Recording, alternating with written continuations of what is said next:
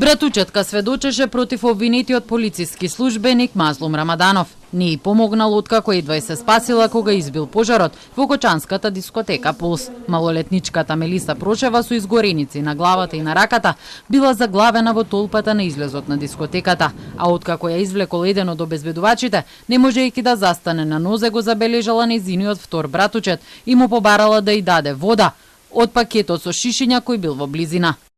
Јас му побарав на Мазлум да ми даде едно шише со вода и тој ми се обрати. Од кај да ти најдам шише вода? И повеќе вечерта не го видов.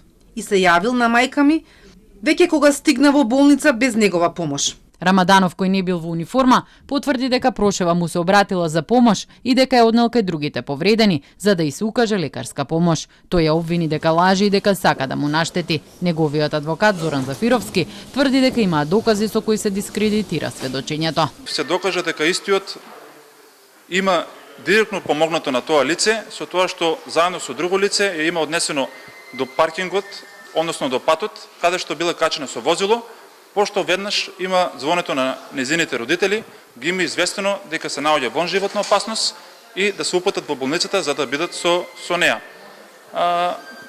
Сметаме дека овие лица, резултатот на сведочењето е нарушените меѓусемјени односи.